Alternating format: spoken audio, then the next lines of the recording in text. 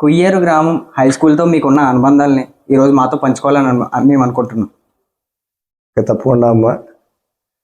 ఏ పూర్వ పుణ్య ఫలమో తెలియదు. నేను ఆ కుయ్యేరు గ్రామంలో జన్మించాను. అదే కుయ్యేరు స్కూల్లో చదువుకున్నాను. ఏ ఉపాధ్యాయుల దగ్గర అయితే నేను చదువుకున్నానో ఎవరికి రానటువంటి అవకాశం నాకు అదే ఉపాధ్యాయుల దగ్గర పనిచేసేటువంటి అవకాశం కూడా నాకు వచ్చింది. అదే ఉత్సాహంతో వాళ్ళ దగ్గర ఇప్పుడు చదువుకున్నప్పుడు ఏ విధంగా ఉన్నామో అలాగే ఉద్యోగంలోకి వచ్చాక కూడా అదే వినయ విధేయతలతోటి వాళ్ళ దగ్గర మేము నేర్చుకున్నటువంటివి మా తర్వాత తరాలకి అందజేయాలి అని చెప్పేసి అదే సంకల్పంతో మేము పనిచేసాం. అదొక అదృష్టం, పూర్వజ సుకృతం కింద భావిస్తాను నేను.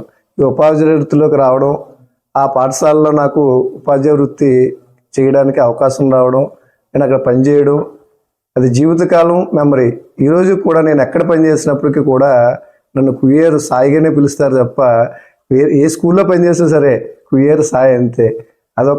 నాకు ఒక చాలా గొప్ప ఫీలింగ్, ప్రౌడ్ ఫీలింగ్ అది.